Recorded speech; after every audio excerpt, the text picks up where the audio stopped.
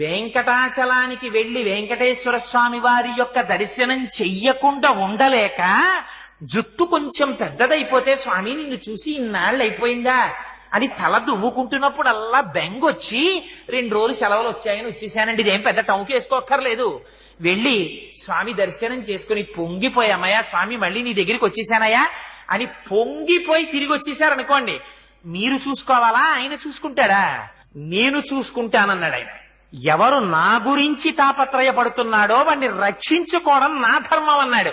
పిల్లవాడికి ఏం తన రక్షణ తను చూసుకోడు, పెరట్లో ఆడుకుంటుంటాడు. వంట చేసుకుంటున్న అమ్మ 10 నిమిషాలకు ఒకసారి వచ్చి బాల్కనీలోంచి పిల్లాడు ఏం చేస్తున్నాడో చూసుకుంటూ ఉంటుంది, అమ్మ వీడు ఎక్కడ పడిపోతాడో అని. రక్షించుకోవడం అమ్మ ధర్మం అయినట్టు నిద్రపోతున్న అమ్మ నిద్దట్లో కూడా పిల్లవాడిని తడువుకుని తన దగ్గరికి చేర్చుకున్నట్టు మనం ప్రమత్తతతో ఉన్న తాను అప్రమత్తుడై తన పాదముల దగ్గరికి తాను లాక్కుంటూనే